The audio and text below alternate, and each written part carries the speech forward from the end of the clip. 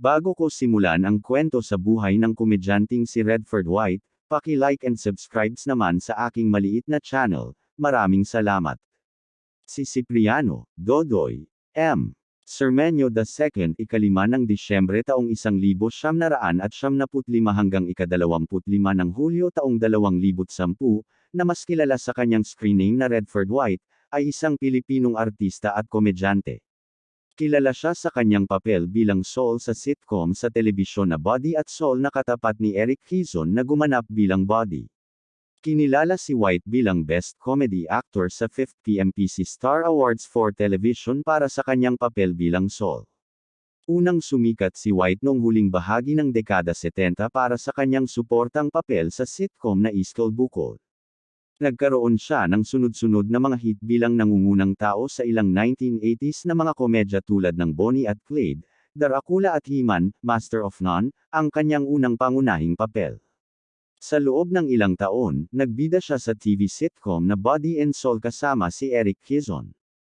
Sa huling bahagi ng kanyang karera, lumabas si White sa ilang pelikula para sa Star Cinema gaya ng Tarzan, Alae, Con Besoy, Hail Hail Hoy, Laging Panalo ang Mga Unggoy, at Haba Babadu.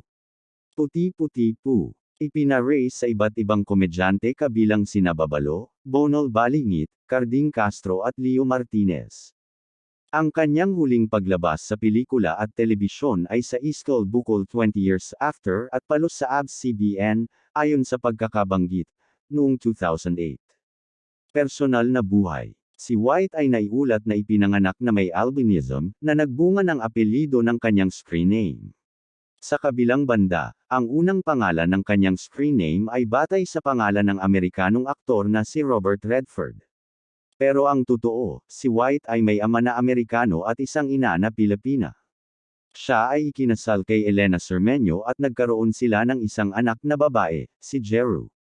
Ang kanyang malalapit na kaibigan ay ang kanyang kapwa Buddy and Sol co-star na si Eric Quezon, Vic Soto na nakatrabaho niya sa sitcom na Daddy Di Dudo, singer-songwriter na si Jim Paredes at mga komedyante na sina Gabe Mercado at Leo Martinez.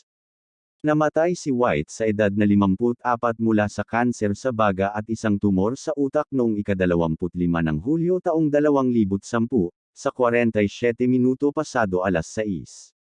Nakaranas umano siya ng pagkahilo at hirap sa paglalakad, at pagkawala ng balanse noong Hulyo taong 2008, na una nang napagkamala ng aktor na mga sintomas ng vertigo. Pinayuhan ng kanyang manggagamot ang magnetic resonance imaging, na tinanggihan ni White. Kalaunan ay na-diagnose siya na may stage 4 na kanser sa utak noong Pebrero taong 2010.